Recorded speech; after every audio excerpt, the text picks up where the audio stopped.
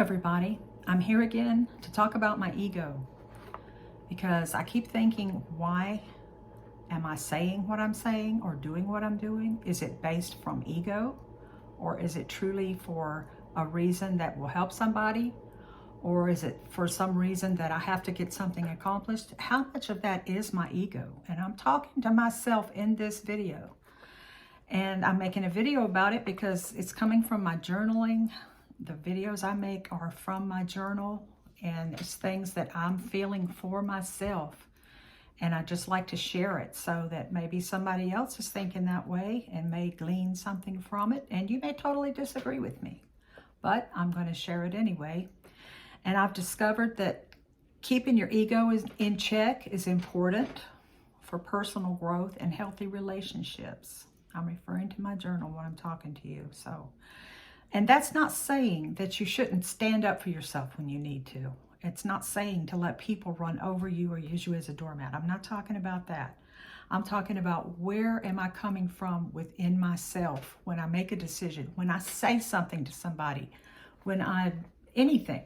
I have to just really think about, is that coming from ego? And yeah, we need boundaries. We need to make sure that we do set our boundaries. But I've discovered that not thinking about myself all the time has helped me in many ways. Because if I think, why am I doing something for my family? Is it so they'll love me more? No. Am I doing it to genuinely help them, or so that they will say, oh, Mama did this for me, I love her so much? That's egotistical of me to want to help someone for that reason. So I've come up with some things that I thought about when in my journaling. And number one is better relationships. It reduces conflict and jealousy and makes you more approachable if you're not coming from a place of ego. Number two, there are more learning opportunities. It keeps you open to feedback and new perspectives.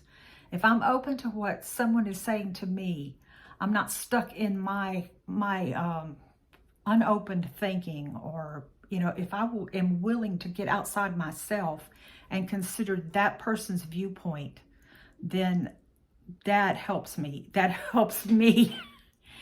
And it's a good thing. You can learn something from other people when you're open to other opinions. Number three, there's less stress and anxiety. You don't need to constantly feel that feeling to prove yourself.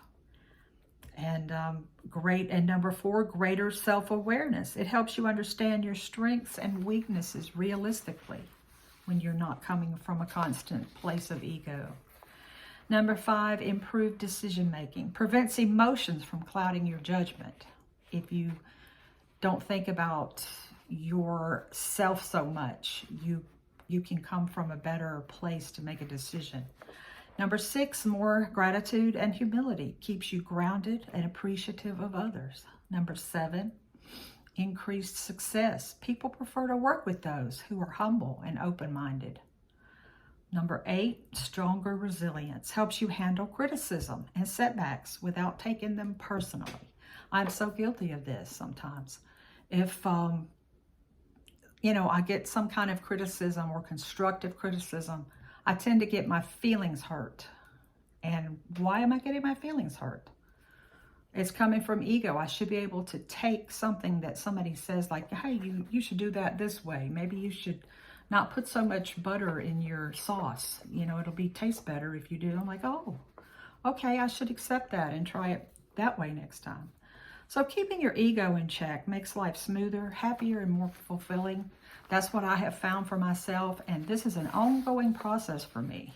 And like I said earlier, it's not saying that you are trying to become a doormat. Yes, you still have to have your boundaries in place so that you don't become that. But it just means thinking from a place beyond your own self and your own feelings.